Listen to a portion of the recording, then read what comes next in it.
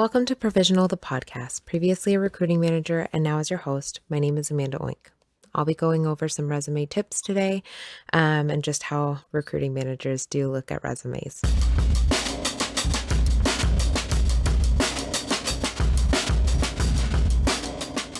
So, recruiters posting positions, we basically post them as soon as we receive them, as well as boosting them or reposting them on Fridays. Typically, the everyday 9 to 5 employees are looking for new positions or career changes over the weekend. That's typically when we get our most feedback for a position that we've posted. We usually don't disclose the names of these companies that we are hiring for. This purpose is basically for screening and finding the correct candidate for that employer and to match them. We've talked about that in previous podcasts. Basically, we've met these employers, we've seen what they're working with, and we've seen what basically kind of what they're looking for out of their next employee. So that's our job, is to make sure we are matching those two together. Using a recruiter obviously can be a great key to finding your next career, especially if you don't have previous experience in the position that you're directly applying for. However, if we see something in your resume or we get a feel for your personality after we've interviewed you, that can really open the door for a lot of positions that we do have open. Whether or not it's the one that you applied for, we can still typically find something that you have great potential for. So, using a great and updated resume are the best ways to get these positions and to get our attention. So that being said, recruiters are basically in the business of selling people. Provisional and most recruiting staffing agencies, they don't charge you or the person basically looking for the position. We charge the company. So it's just as important for recruiters to make a match as it is for the person applying for the position, the candidate, to find their next job. We take both matters very seriously. So most, if not all, recruiters are posting their positions on Fridays. They scan all those potential resumes that come in over the weekend. Some recruiters do scan them as they come in. However, most of us are taking a huge overhaul on Mondays, looking at multiple hits that we have gotten. The typical recruiter will spend about 10 to 20 seconds looking over a resume, and I know that seems like a short amount of time.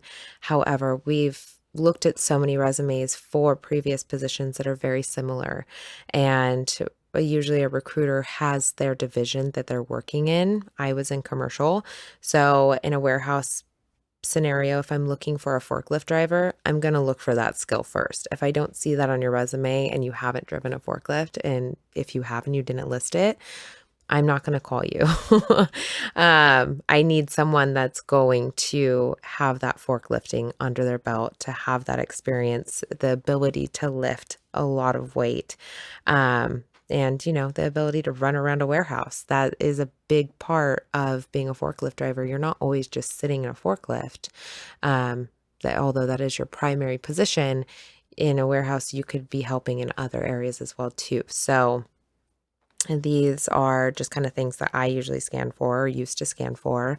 And then obviously, if an accountant is applying for an accounting job, if you don't list the programs and the softwares that you have worked with previously in positions or at your current position, and we need to know what those are, it's so much more helpful for us to scan and see that you match with the program that we need you to match with.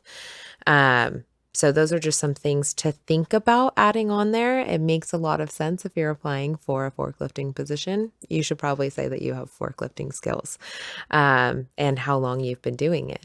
So these are just a few tips that kind of help your resume get a little bit more noticed, especially when we're just doing our quick scan.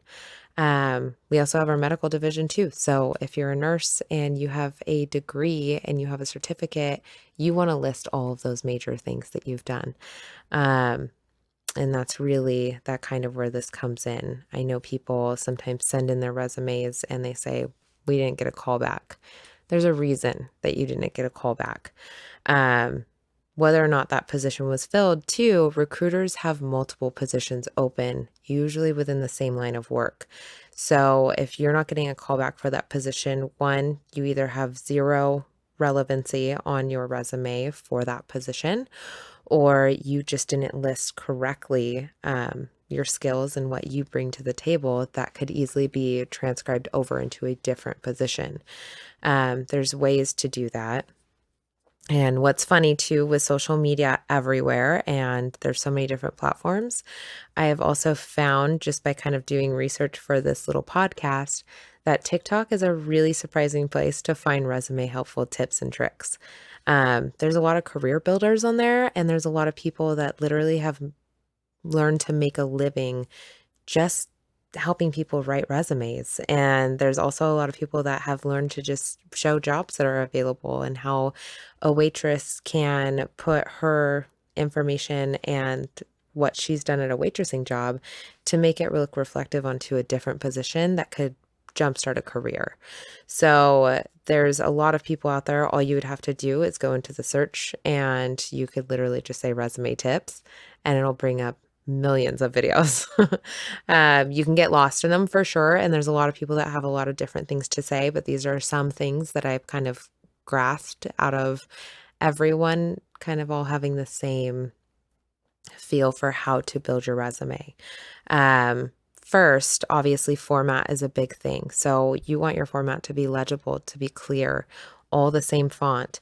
Header with the name, email address, city, and state. You don't need to add your full address because one, the safety first. You don't know who you're sending your resume to sometimes. So don't include your address. That's just a little overkill.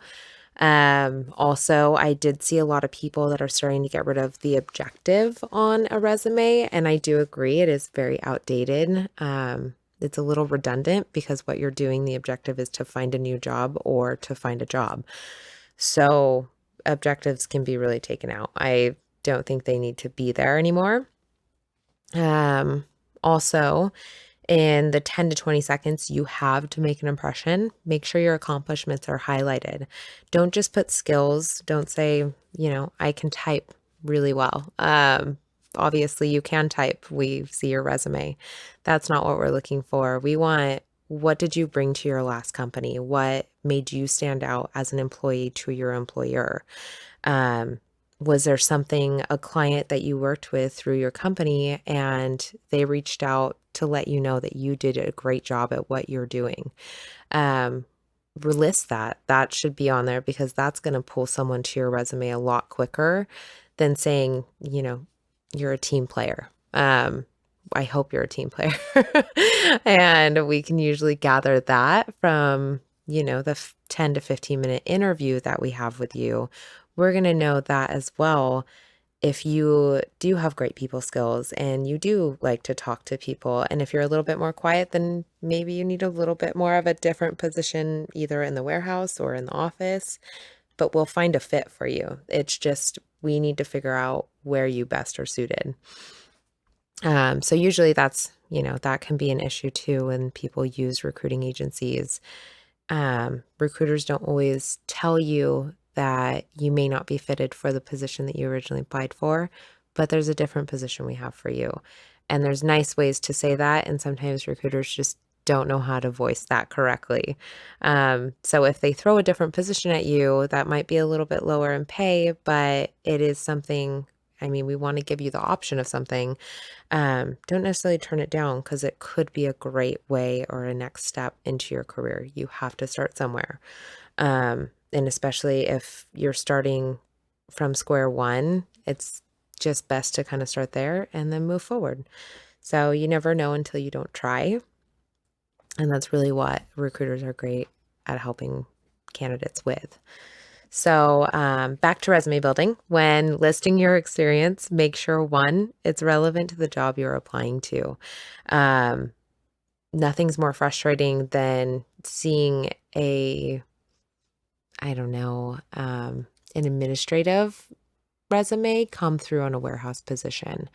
Because one, there's nothing on your resume that tells me that you would do great in a resume or in a warehouse. So those are big things to kind of watch out for. If you're just applying to apply because you're tired of people not calling you back, I mean, that's also not going to work either, just applying to random jobs.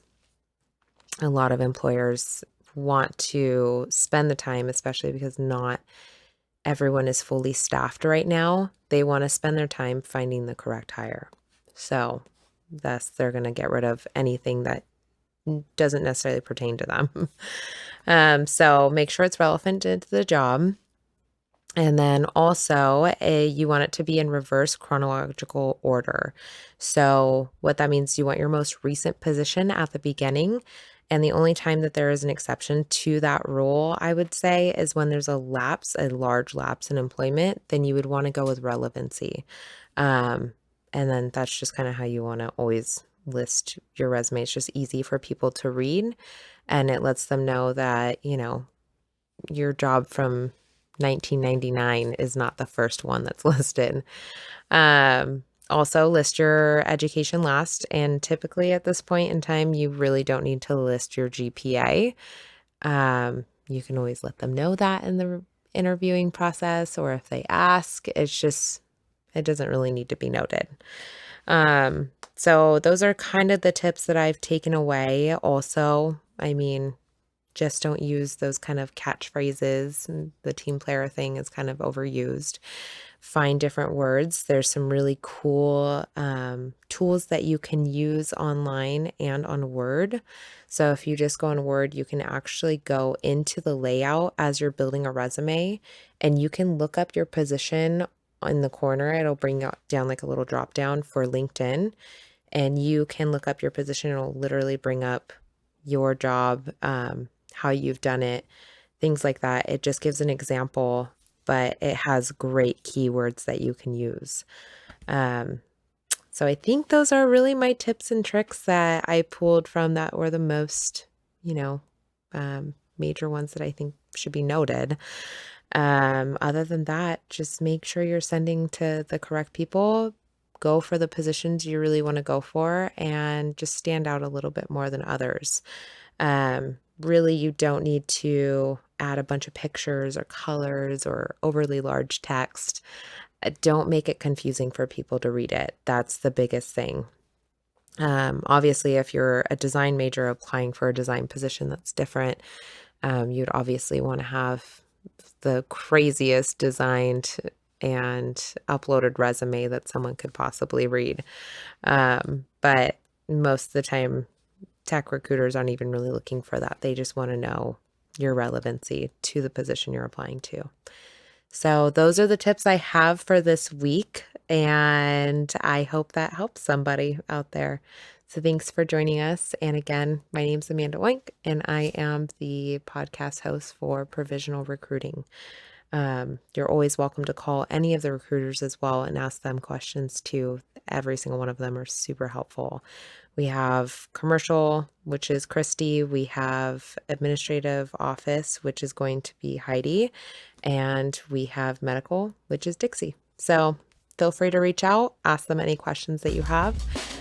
We have a little a reach out text comment box on our website as well too, so you can reach out to a recruiter without even calling. All of their emails are listed on there. Feel free to check us out.